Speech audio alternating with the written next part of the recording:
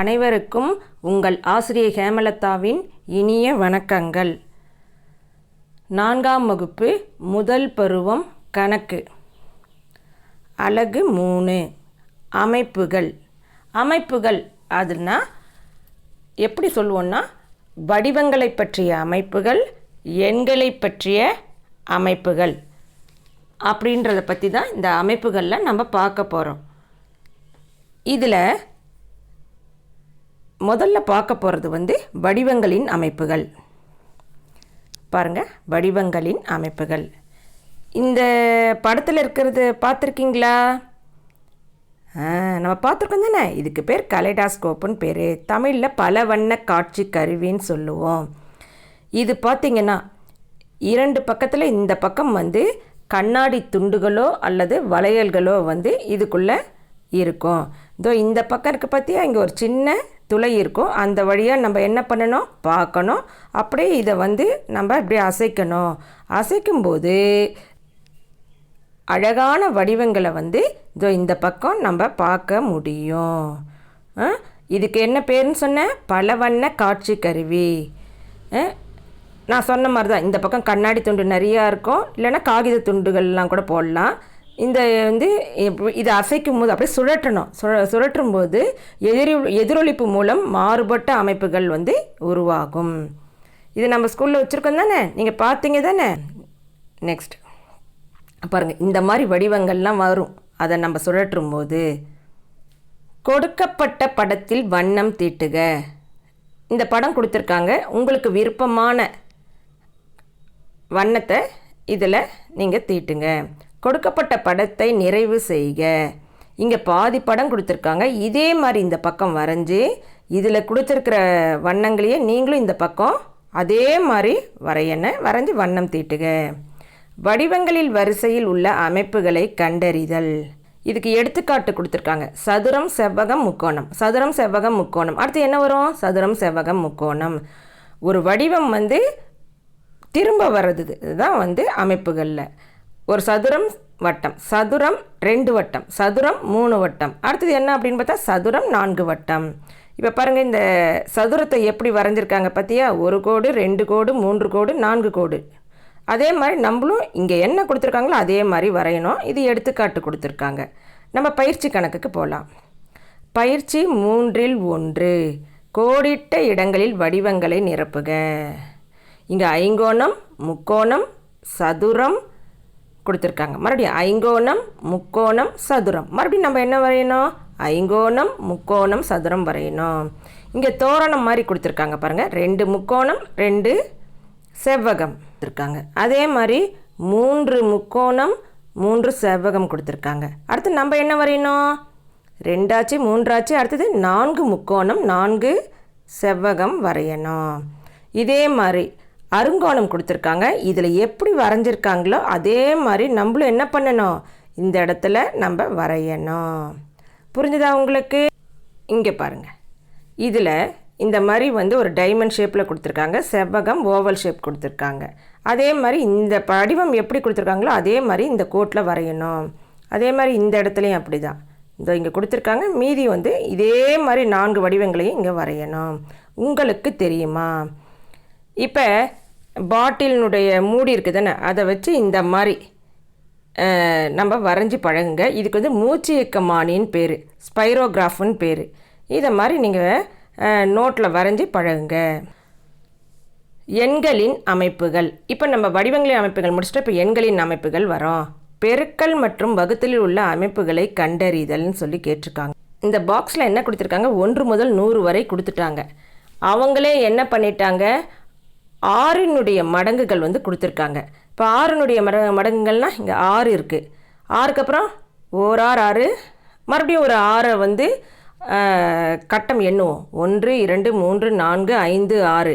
அப்போ 12. 12லேருந்து 6 கட்டம் நகர்த்தணும். 1 2 3 4 5 6 18 வருது. 18லேருந்து 6 கட்டத்தை நகர்த்துங்க. 1 2 3 4 5 6. அப்போ இந்த வாய்ப்பாடு மாதிரி 1 6 6 ஈரார் 12 3 18 4 24 ஐஆர் 30. இப்போ நீங்கள் இந்த 6ன்னு சொல்லும் போது 6 6 கட்டை நிறுத்திட்டு அந்த கடைசியாக 6ன்னு சொல்கிற இடத்துல என்ன எண் வருதோ அதை பாருங்கள். இதே மாதிரி என்ன கொடுத்துருக்காங்க அப்படின்னா 5ன் மடங்குகளை முக்கோணத்தில், இப்போ 5ன்னு இருக்கு பாருங்கள், நான் வரைஞ்சிருக்கேன் பாருங்கள். 5க்கு என்ன பண்ணியிருக்கேன், ஒரு முக்கோணம் வரைஞ்சிருக்கு தானே, அதோட 5 கட்டத்தை எண்ணுங்க பாருங்கள். 1 2 3 4 5 என்ன வருது, 10. அதில் ஒரு முக்கோணம் வரைஞ்சிக்கோங்க. அடுத்தது 1 2 3 4 5 மறுபடியும் முக்கோணம் வரைஞ்சிக்கோங்க. 5 கட்டமாக சொல்லுங்கள். 5ன்னு சொல்கிற இடத்துல என்ன எண் இருக்கோ அந்த இடத்துல முக்கோணம் வரைஞ்சிக்கோங்க. அடுத்தது 9ன் மடங்கு. 9ன் மடங்குகளை வந்து செவ்வகத்தில் பாருங்கள். நான் 9 எங்கே இருக்குது கண்டுபிடிங்க பார்க்கலாம். இந்த எண்ணில் 9 இருக்கா? இதுலேருந்து ஒரு 9 கட்டங்கள் நகர்த்தலாம். 1 2 3 4 5 6 7 8 9. அப்போ அதுக்கு செவ்வகம் போடணும். மறுபடியும் 1 2 3 4 5 6 7 8 9 27 செவ்வகம் வரைஞ்சிருக்கு.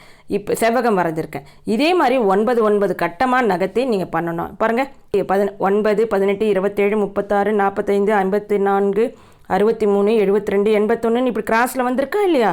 ஆனால் நீங்கள் நகர்த்தும் போது 9 கட்டங்களாக நகர்த்தணும். இதுக்கு 9ன் மடங்குகள் பேர். அந்த முக்கோணத்திற்கு 5ன் மடங்குகள் பேர். அடுத்தது 10ன் மடங்குகள். 10னுடைய மடங்குனா வாய்ப்பாடு தான். மடங்குகள்னால் வாய்ப்பாடு சொல்கிறது.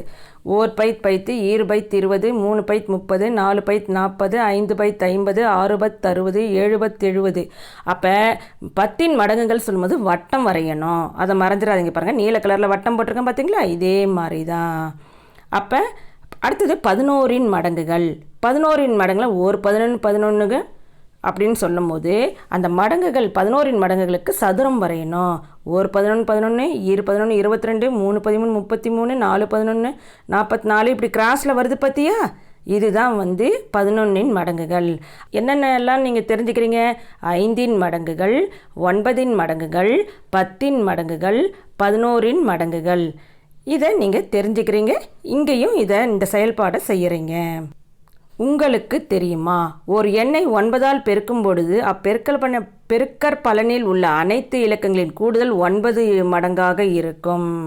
இப்போ ஒரு நம்பர் 9ஆல் பெருக்கணும்னா அந்த கிடைக்கக்கூடிய பெருக்கற் பலன் இருக்குது தானே, அதை கூட்டினன்னா அங்கே வர விடையும் வந்து 9ஆக தான் இருக்கும். எடுத்துக்காட்டு பாருங்கள், 87 பெருக்கல் 9ன்னு இருக்குது. என்ன ஆன்சர் வந்தது? பெருக்கற் பலன் 756. இதை பிரிங்க, 7 கூட்டல் 5 கூட்டல் 6. இந்த 3ஐயும் கூட்டினா எவ்வளோ வருது? 18. 18 மறுபடியும் பிரிங்க, 1 கூட்டல் 8. 8ஐயும் 1ஐயும் கூட்டினா 9. அடுத்து ரெண்டாவது கணக்கு போலாமா? எடுத்துக்காட்டு 2. 43 பெருக்கல் 9 பெருக்கினா 387 கிடைக்கும். இதை வந்து பிரிக்கலாம். எப்படி பிரிக்கலாம்? 3 கூட்டல் 8 கூட்டல் 7ன்னு பிரிக்கலாம். மொத்த கூட்டி பாருங்கள், 7 3 10 10 8 18 கிடைக்குது. இந்த 18 பிரிக்கும் போது 1 கூட்டல் 8 கூட்டினா 9. அடுத்து எடுத்துக்காட்டு 3. 1107ன்னு கிடைக்குது. இந்த 0 இருந்தால் கூட இந்த 0 இப்படி போட்டுக்கோங்க. அப்போ 7 7 1 8 8 1 9. அப்போ இந்த எண்களை 9ஆல் பெருக்கும்போது அந்த பெருக்கற் பலனையும் வந்து நம்ம கூட்டினோன்னா அது கிடைக்கக்கூடிய விடை எவ்வளவு? 9. இதை தெரிஞ்சுக்கோங்க. 9ன் மடங்குகளை அடிப்படையாக கொண்டு எண் அமைப்புகளை உருவாக்குகன்னு கேட்டுருக்காங்க. இப்போ 9ன் மடங்கு இங்கே இருக்குது, பெருக்கற் பலன் இருக்குது. நான் என்ன சொன்னேன், இந்த பெருக்கற் பலனை வந்து பிரித்து கூட்டினேன்னா நமக்கு 9 கிடைக்கும்னு சொல்லியிருக்கேன். பாருங்கள், 9 பெருக்கல் 9 எவ்வளவு? 81. அப்போ 81 பிரிக்கும் போது 8 கூட்டல் 1 9. அடுத்து 81 பெருக்கல் 9 729. இதை பிரித்து போடுங்க. இப்போ 18ன்னு வருது. அந்த 18ஐயும் 1 கூட்டல் 8. நமக்கு என்ன விட வரணும்? கடைசியில் பெருக்கற் பலன்லாம் கிடைச்ச விடையை கூட்டும் போது 9 வரணும். 10 பெருக்கல் 9 90. இங்கே கொடுத்துருக்கேன் பாருங்கள். நான் கொடுத்துருக்கிற மாதிரியே நீங்களும் இந்த மாதிரி வந்து பெருக்கற் பலனை போட்டுக்கோங்க. அந்த இலக்கங்கள் எல்லாத்தையும் கூட்டுங்க. கூட்டி வர விட வந்து கடைசியில் எதில் முடிஞ்சிருக்கணும்? 9ல் முடிஞ்சிருக்கணும். இந்த செயல்பாடை நீங்கள் இந்த இடத்துல பார்த்துட்டு புத்தகத்தில் செய்யுங்க. ஒரு எண்ணின் அனைத்து இலக்கங்களின் கூடுதல் 9ஆகவோ அல்லது 9ன் வகு எண்ணாகவோ இருக்கும் எனில் அந்த எண் 9 மடங்கு என்று அழைக்கப்படுகிறது. இங்கே பாருங்கள், 1 2 3 4 5 6 7 9ன்னு கொடுத்துருக்காங்க. பெருக்கல் 9. இப்போ 9ஓட எதை பெருக்கன்னா நமக்கு 9 கிடைக்கும்? 1. அப்போ 1 9 9. அப்போ எத்தனை முறை 1 போடணும்? 9 முறை. அப்புறம் 9ஓட எதை பெருக்குன்னா நமக்கு 18 கிடைக்கும்? 2. 9 2 18. அப்போ 2 எத்தனை முறை போடணும்? இதுவும் 9 முறை போடணும், இதுவும் 9 முறை போடணும்.